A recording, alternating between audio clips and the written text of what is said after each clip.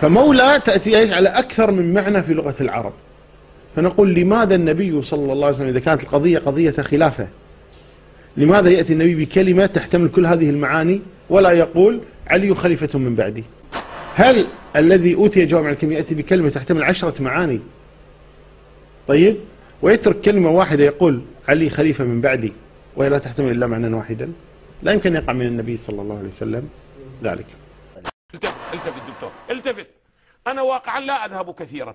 هذا كتاب السنة للإمام أبي بكر أحمد بن أبي عاصم المتوفى 287 من الهجرة، حققه وخرج أحاديثه الأستاذ الدكتور الجوابرة أستاذ الحديث بجامعة الإمام محمد بن سعود دار الصميعي، الجزء الثاني صفحة 799. الرواية: قال رسول الله لعلي: أنت مني بمنزلة هارون من موسى إلا أنك لست نبيا وأنت خليفتي في كل مؤمن من بعدي.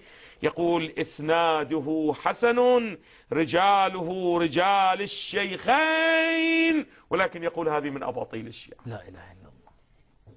واقعا ما أدري لماذا، والله لا أعلم أنه لماذا عندما يصلون إلى علي ينسون كل شيء، يقعون في هذه التناقضات، يقعون ماذا فعل لكم علي؟ ماذا فعل لكم علي؟ علي الذي قال رسول الله في حقه هو أولى بالمؤمنين من أنفسهم.